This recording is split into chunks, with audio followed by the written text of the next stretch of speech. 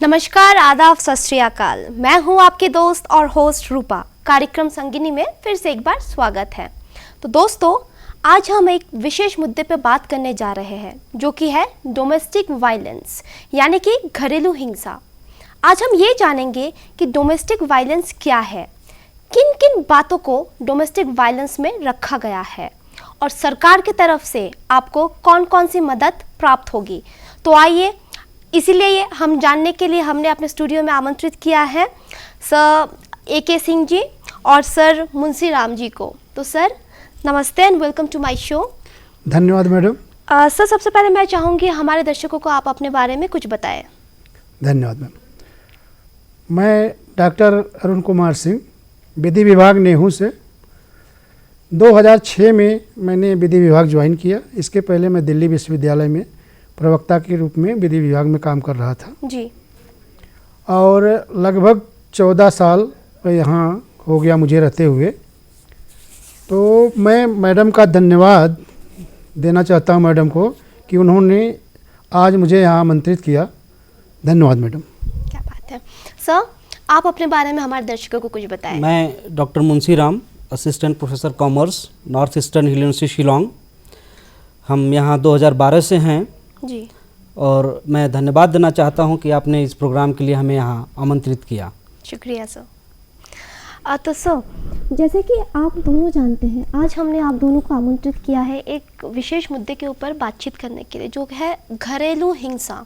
तो सबसे पहले सर मैं चाहूँगी आप घरेलू हिंसा क्या है वो थोड़ा विस्तार से हमारे दर्शकों को कुछ बताएं। Okay madam. घरेलू हिंसा की जहाँ तक बात है तो एक बहुत ही विस्तृत टर्म है, ये वाइडर टर्म है जी, जिसके अंतर्गत फिजिकल यानी भौतिक, फिजिकल, इकोनॉमिक, अब्यूज़, आर्थिक, जी, जिसको आप आर्थिक दुरुपयोग भी कह सकते हैं, शारीरिक दुरुपयोग भी कह सकते हैं, और इमोशनल अब्यूज़ भी इसमें आता है जी। ये सब मिला करके जितने भी हरासमेंट किए जाते हैं, अब्यूज़ किए जाते हैं, वो हमारे घरेलू हिंसा में शामिल किए गए हैं।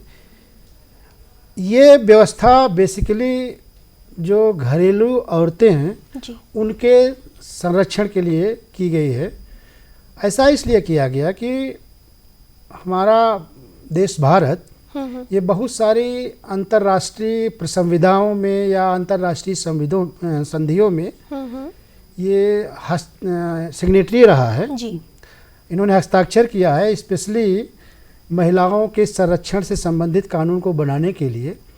इन सब में एक कॉमन भाषा में हम प्रयोग कर सकते हैं सीडा, जिसको अंग्रेजी में कहते हैं convention on elimination of all forms of discrimination against women. Okay. और भारत उसमें सिग्नेटरी रहा है जी।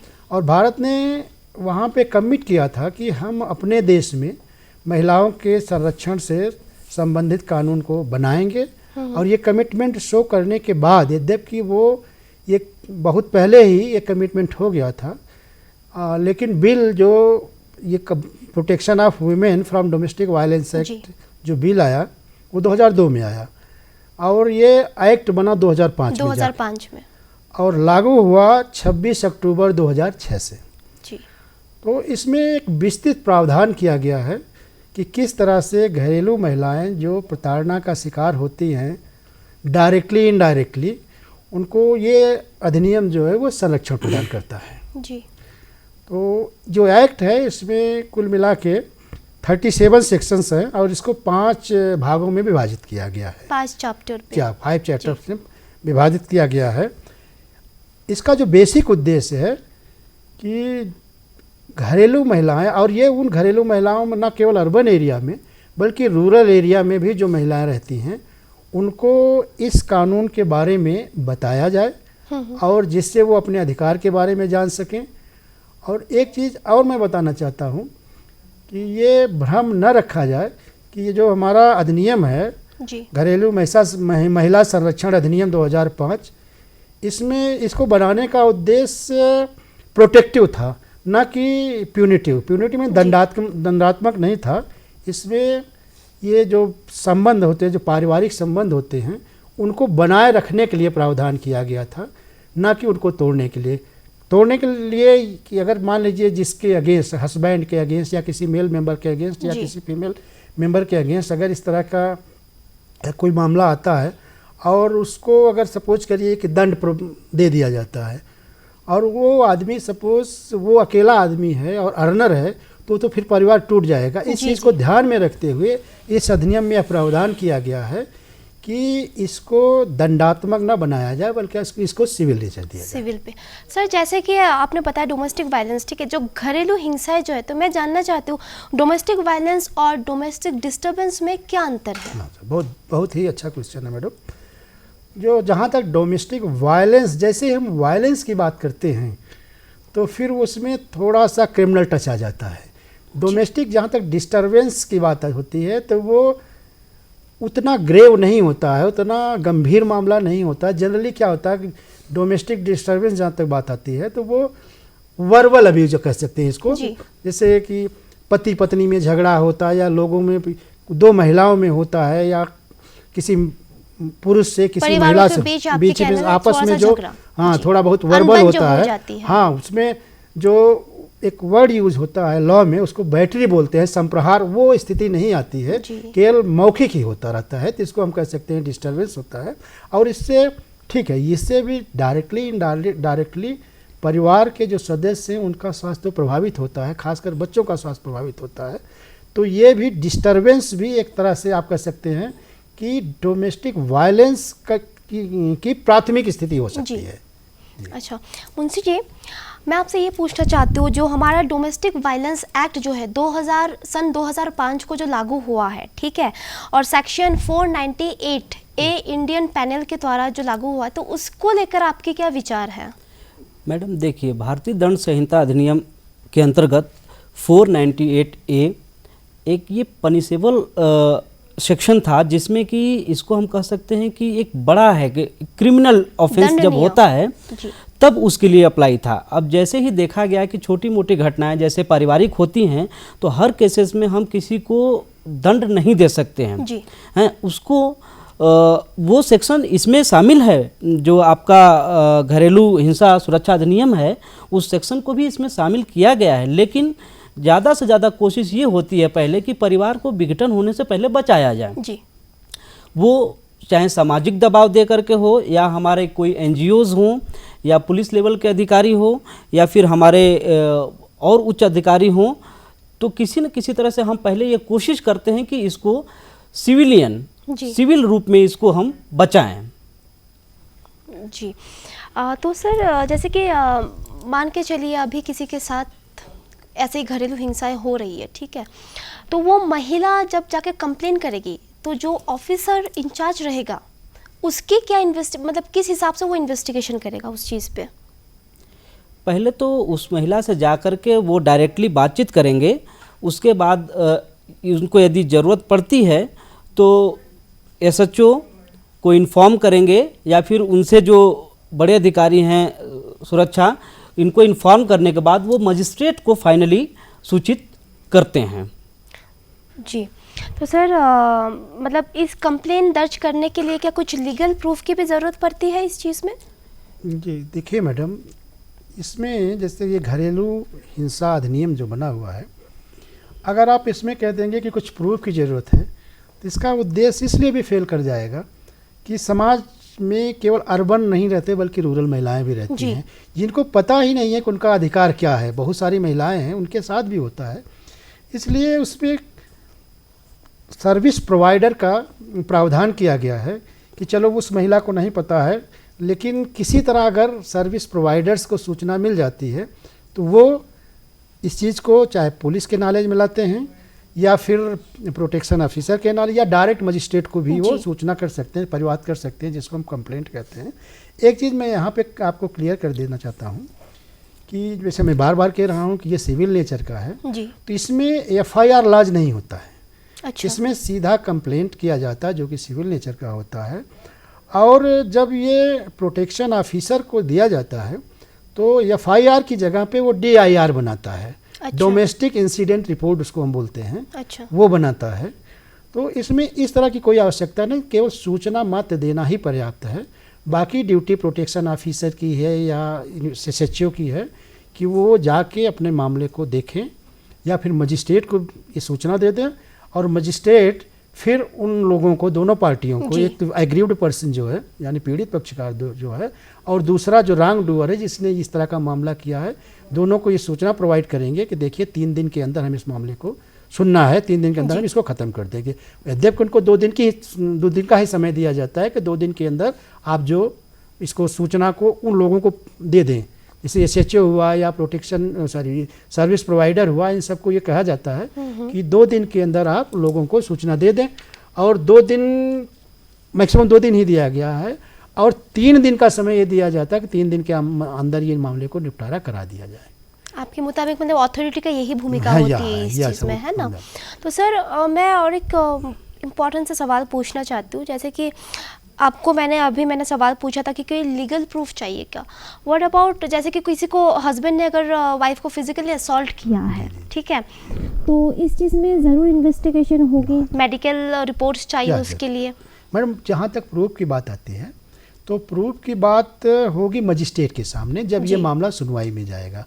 जहाँ तक कंप्लेंट की बात है, कंप्लेंट चूँकि हम ये सर्विस प्रोवाइडर कर सकता है, SHO को या प्रोटेक्शन ऑफिसर को या कोई आदमी कर सकता है। मामला जब मजिस्ट्रेट के पास जाएगा तो एक हिसाब से जैसे और कोर्ट में ट्रायल होता है, तो यहाँ भी मजिस्ट्रेट देखेगा कि क्या उसके मतलब जो पीड़ित पक्षकार है उसके शरीर पे कोई चोट का निशान है या कोई इस तरह से है, चोट का निशान नहीं है लेकिन कुछ इस तरह से उसके हाव भाव को देखेगा, या सपोज करिए कि उसको घर से बाहर निकाल दिया गया है, तो आप अगल बगल वालों ने देखा कि इसको घर से बाहर निकाल दिया गया है पीड़ित महिला को, तो वो लोग एज ए साक्षी जा सकते हैं, बता सकते हैं, लेकिन ये जो रेगुलर प्रोसीडिंग ऑफ एविडेंस है वो वहाँ पे नहीं लागू किया जाए।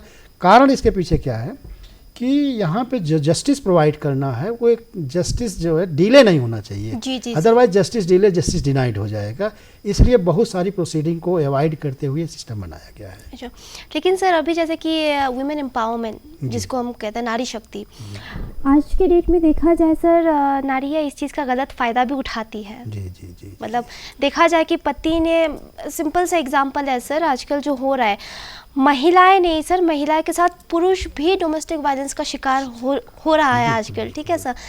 एक कुछ अगर पत्नी ने अगर कुछ मांग लिया, पति ने अगर डिमांड पूरा नहीं किया तो पति ने उनको धमकी दे दिया कि मैं आपके बारे में FIR लॉन्च कर लूँगी, आपने मेरा ये काम पूरा नहीं किया, या मुझे ये चाहिए वो चाहिए, डिमांड करते रहती है।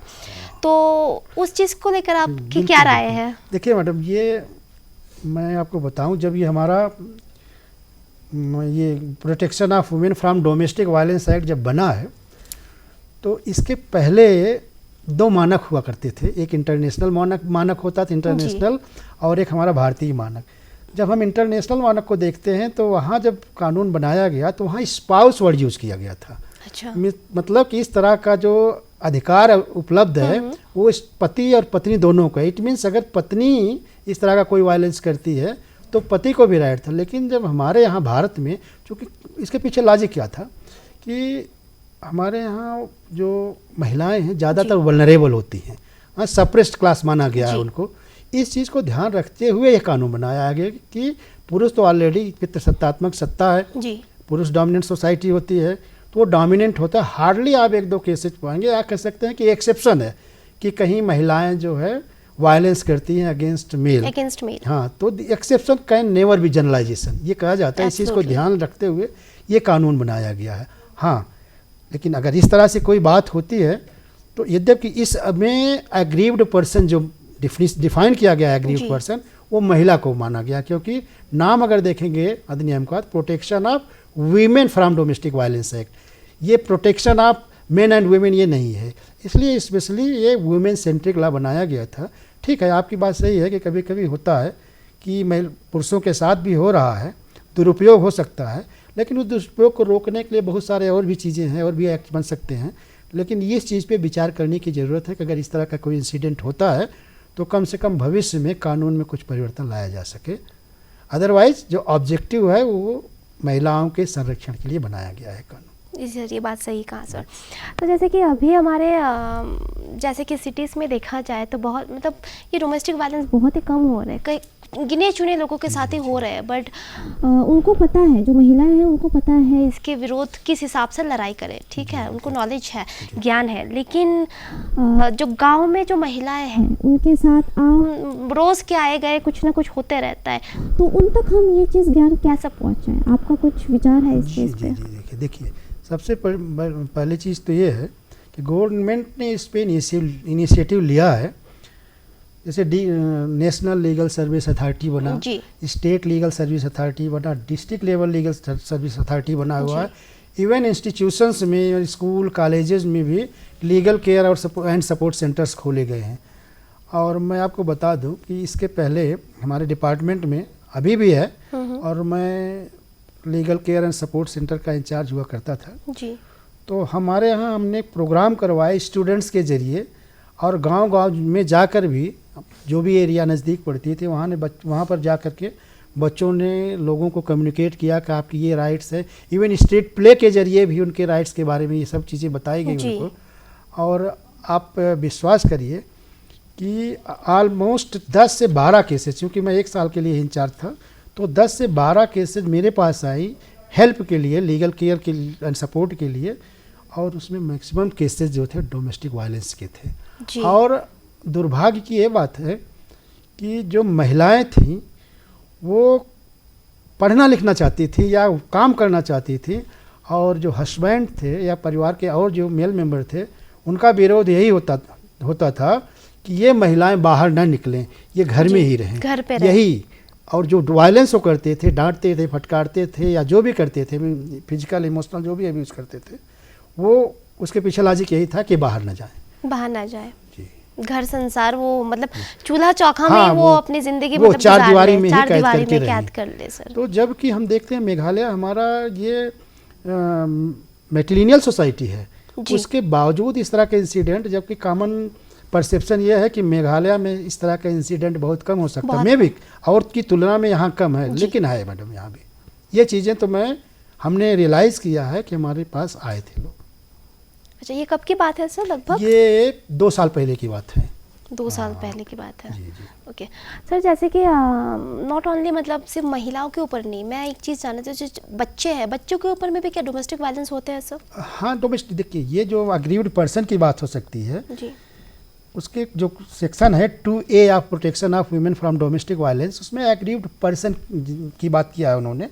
अब एग्रीव्ड पर्सन में बच्चे भी आते हैं। अच्छा। 18 साल से जो कम के बच्चे हैं, अच्छा, वो भी आ वो सकते चाहे हैं। बालक हो या बालिका बालिका हो, होती है, जी। यदि निर्भर है माता पे तो वो भी बच्चे उसमें आ जाएंगे। हाँ, क्योंकि देखिए वो ये न केवल राइट टू रेजिडेंस की बात करता है, बस इसके अंदर मेंटेनेंस की भी बात आती है। क्योंकि सही महिला बात जो है। बाहर रहेगी, सपोज करिए उसको घर से निकाल दिया गया है, तो अपने बच्चों को मेंटेन कैसे करेगी? इतना ही नहीं, इसमें तो मजिस्ट्रेट को ये भी पावर दिया गया है कि कस्टडी जो है बच्चे की किसके पास जाएगी, जी। वो भी इसके अंदर प्रावधानित किया गया है कि मजिस्ट्रेट डिसाइड करेगा कि महिला के पास रहेगी या पुरुष के पास रहेगा। लेकिन सर ये बुजुर्गों के साथ भी तो यही चीज़ हो रहा है ना? जैसे कि घर पे हस्बैंड वाइफ है, उन दोनों के अलावा तो माता पिता भी है। हो सकता है कि वाइफ जो महिला है वो उसके खिलाफ अत्याचार कर रहे हैं जो माँ बाप हैं लड़का का, या तो फिर लड़का अत्याचार कर रहा है माँ बाप के। तो मतलब इस चीज़ को मद्देनजर रखते हुए हम क्या स्टेप उठा सकते हैं? इसमें क्या है मैडम ना, जो अभी तक जो रिस्पांडेंट वर्ड यूज़ हुआ था, रिस्पांडेंट का मतलब किसके अगेंस्ट कंप्लेंट फाइल किया जाएगा, उसमें था कि एडल्ट मेल मेंबर हुआ करता था। अच्छा। जी, ये वर्ड उसमें यूज़ किया गया था। लेकिन 2016 में एक केस आती है, उसका हीरालाल हरसोरा वर्सेस कुसुम हरसोरा, जिसमें सुप्रीम कोर्ट ने डिसाइड किया है कि केवल जो रिस्पांडेंट केवल एडल्ट मेल मेंबर ही नहीं हो सकता है, बल्कि फीमेल भी रिस्पांडेंट हो सकती है। उसके अगेंस्ट भी केस नहीं कर सकते, उसके अगेंस्ट भी कंप्लेंट फाइल किया जा सकता है। अब वो रिस्पांडेंट कभी बहू हो सकती है, कभी सास हो सकती है। मान लीजिए कि सास टॉर्चर कर रही बहू को, मेल नहीं कर रहा है, तो पहले तो ये था एडल्ट मेल मेंबर के अगेंस्ट ही कंप्लेंट हो सकता है। लेकिन 2016 के बाद ये क्लियर हो गया है कि फीमेल के खिलाफ भी वो अग्रीव्ड पर्सन मीन्स दैट वो अग्रीव्ड महिला, पीड़ित महिला कर सकती है अपने सास के खिलाफ। या सपोज करिए बहुत सारे आजकल हम देखते हैं सोशल मीडिया पे अवेलेबल है कि बहुएं जो है सास को टार्चर कर रही हैं, तो वो सास भी उस बहू के खिलाफ केस फाइल कर सकती है। केस फाइल कर सकती जी, है। मान लीजिए कि बहू ने सास को निकाल दिया घर से, जी जी, तो राइट टू रेजिडेंस का जो इसमें है प्रावधान, वो उस महिला को भी अवेलेबल है, मतलब सास को भी अवेलेबल है, या सास ने भगा दिया बहू को तो बहू को अवेलेबल है, मीन्स वाइस वर्सा है। अच्छा सर, जैसे कि सेक्शन आपने कहा है कि यहाँ पे 5 चैप्टर्स है और 37 सेक्शन है, जी हाँ जी। तो कुछ थोड़ा सा बताएंगे कौन से सेक्शन है इस चीज़ जी, पे? ये देखिए मैडम, इसमें सबसे बड़ी बात तो ये है कि हमें ये देखना पड़ेगा कि एग्रीव्ड पर्सन होता कौन है। जी तो बता दिया जैसे कि एग्रीव्ड पर्सन में होता है कि कोई भी फीमेल मेंबर हो सकती है, अच्छा हाँ, जो कि डोमेस्टिक रिलेशनशिप में रही हो और शेयर हाउस होल्ड में रही हो। शेयर हाउस होल्ड में एक जगह है जहाँ पर कि हस्बैंड, वाइफ, माता, पिता और सब रह रहे हो, चाहे अगर वो एंसेस्ट्रल प्रॉपर्टी है, अगर उस बहू को निकालते हैं, या एंसेस्ट्रल प्रॉपर्टी है किसी बेटी को सपोज करती है कि भाई अच्छा। उसका निकाल देता है, तो भी वो उसको मांग कर सकती है एग्रीव्ड पर्सन की। अब बात आती है कि शेयर हाउस होल्ड क्या होता है। शेयर हाउस होल्ड का मतलब ये हुआ कि जिस जगह पे हस्बैंड, वाइफ या पति पत्नी के जी। रूप में या बेटा और माँ रह रहे हों उस घर के अंदर, तो वो शेयर हाउस होल्ड हो सकता है। लेकिन इसमें एक बड़ी इंटरेस्टिंग केस है, यसार बत्रा वर्सेस तवड़ा बत्रा की केस। जी इसमें हुआ क्या था कि हस्बैंड वाइफ घर में रहे थे, वो बुजुर्ग दंपति थे, तो उनकी बहू और बेटे थे। बहू ने कुछ अपना होता है जो हर परिवार में होता है हुआ, और बहू ने सास के अगेंस्ट कंप्लेंट फाइल कर दिया, अच्छा और राइट टू रेजिडेंस, उस घर छोड़ के चली गई, अपने बाप के यहाँ रहने लगी। तो फिर बाद में आती है कि राइट टू रेजिडेंस की मांग किया उन्होंने कि हमको इस घर में रहने का मेरा अधिकार मिलना चाहिए। जी और ये प्रॉपर्टी जो थी, जिस हाउस में उसने मांग कर रही थी, वो प्रॉपर्टी थी सास के नाम। अच्छा और फिर उसने कंप्लेंट किया क्योंकि हमको इसमें राइट टू रेजिडेंस मिलना चाहिए। तो सुप्रीम कोर्ट ने कहा कि नहीं, देखिए, राइट टू रेजिडेंस आप अगर वाइफ हैं किसी की तो अपने हस्बैंड की प्रॉपर्टी में मांग कर सकती हैं, या फिर इंसेस्ट्रल प्रॉपर्टी में मांग कर सकती हैं। जो प्रॉपर्टी जिसमें आप मांग कर रही हैं, वो प्रॉपर्टी जो है उस बुजुर्ग महिला के हस्बैंड ने खरीदा था, माने वो सेल्फ एक्वायर्ड प्रॉपर्टी थी, जी। तो उसमें आप राइट टू रेजिडेंस की मांग नहीं कर सकती हैं। तो ये एक प्रावधान ये है। दूसरा, मान लीजिए अब हम आते हैं प्रावधान क्रम वाइज, तो सपोज करते हैं कि किसी महिला के साथ हरासमेंट होता है, जैसे इसके अंदर है कि जी। अब्यूज होता है, एक्ट में जो प्रावधानित किया गया है, तो वह या तो स्वयं जाए या किसी सर्विस प्रोवाइडर के द्वारा जाए, और जाके उन्होंने SHO के, जैसे कि हमारे भाई साहब ने बताया अभी, तो वहाँ पे कंप्लेंट फाइल कर देगा, या डायरेक्ट मजिस्ट्रेट के पास भी जा सकता सर, जैसे कि आप बोल रहे थे, मतलब मैजिस्ट्रेट के पास भी कंप्लेंट दर्ज किया जा सकता है, तो क्या महिला क्या डायरेक्टली मैजिस्ट्रेट के पास जा सकती है या फिर किसी वकील के माध्यम से उसको जाना पड़ेगा? नहीं मैडम, ऐसा है कि ये कोई ज़रूरी नहीं है कि वो लायर के माध्यम से ही जाए।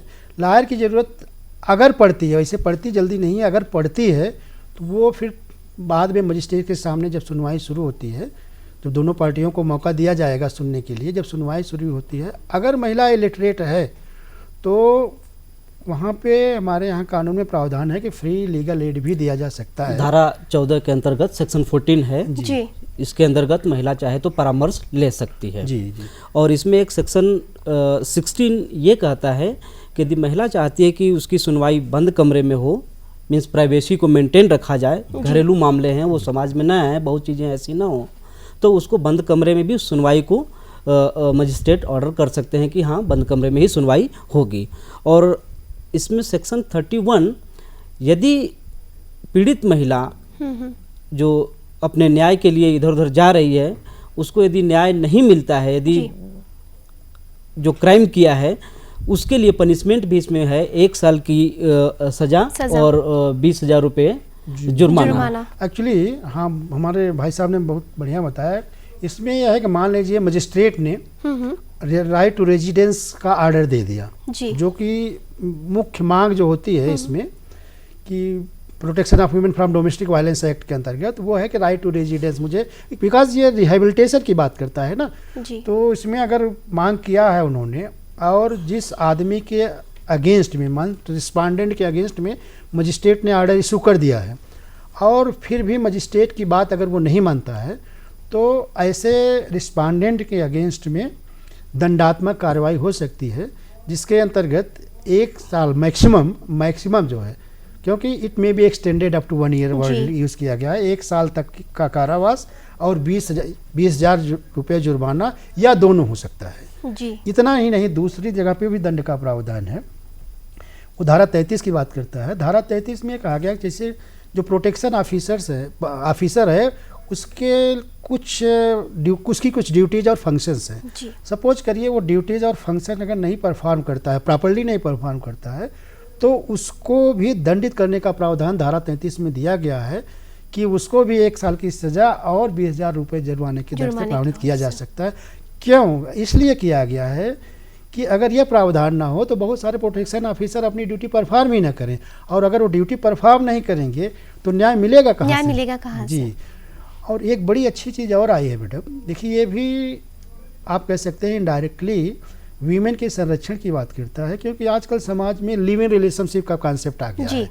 हाँ, तो लिविंग रिलेशनशिप में अगर महिला रह रही है, सपोज दोनों लोग रह रहे हैं और वो डोमेस्टिक रिलेशनशिप में रह रहे हैं और शेयर हाउस होल्ड में रहे हैं जी, तो वो लेडी जो है सपोज कि कल उसको हटा दिया जाता है, तो क्वेश्चन उठता है कि क्या वह राइट टू रेजिडेंस की मांग कर सकती है? आंसर है हाँ, वो भी मांग कर सकती है, उसको भी दिया गया।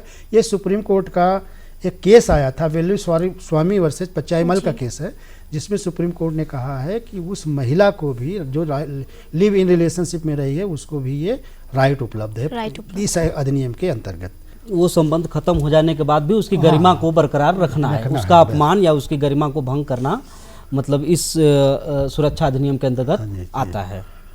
और देखिए एक और बड़ी चीज़, सपोज क्योंकि न्याय जब दिया जाता है तो कम से कम इतना होना चाहिए कि अगर किसी के साथ अन्याय, जैसे आपने क्वेश्चन उठाया कि अगर मान लीजिए कि दुरुपयोग होता है, किसी महिला ने दुरुपयोग किया, सपोज करिए कि रिस्पोंडेंट के अगेंस्ट मजिस्ट्रेट ने ऑर्डर इशू कर दिया और यहाँ पे जो दुरुपयोग किया गया था वो किया गया था महिला द्वारा जी। हाँ, अब ऑर्डर इशू हो गया रिस्पोंडेंट के अगेंस्ट में, मेल के अगेंस्ट में, तो अब उसके पास क्या रेमेडी अवेलेबल है कि उस ऑर्डर के अगेंस्ट, तो वो सेशन कोर्ट में 30 दिन के अंदर उस मजिस्ट्रेट के ऑर्डर के अगेंस्ट में अपील कर सकता है। ये कम से कम सुरक्षा दिया गया है मेल और ये सुरक्षा मेल और फीमेल दोनों को। सपोज करिए मजिस्ट्रेट ने उस पीड़ित पक्षकार के अगेंस्ट, पीड़ित पक्षकार जैसे महिला के अगेंस्ट ऑर्डर नो, वो राइट टू रेजिडेंस उसको नहीं मिलेगा, इस तरह का कोई जजमेंट आ गया तो क्या करेगी, उसके पास क्या उपचार उपलब्ध है? ऐसे मामले में वो अपील कर सकती है सेशन कोर्ट में। क्या बात है सर, बहुत अच्छा लगा सर, आप लोग अपना इतना कीमती वक्त निकाला आपने और आपका जितना नॉलेज है, सेक्शन क्या है, धारा क्या है, सज़ा क्या है, सब कुछ हमारे दर्शकों को बताया है सर, उसके लिए बहुत बहुत धन्यवाद सर। धन्यवाद। सो मैं इसी के साथ लेती हूँ अलविदा, लेकिन जाने से पहले एक बात ज़रूर कहना चाहूँगी, आवाज़ उठाइए, आवाज़ उठाइए घरेलू हिंसा के प्रति। तब तक के लिए मैं लेती हूँ अलविदा। धन्यवाद। धन्यवाद।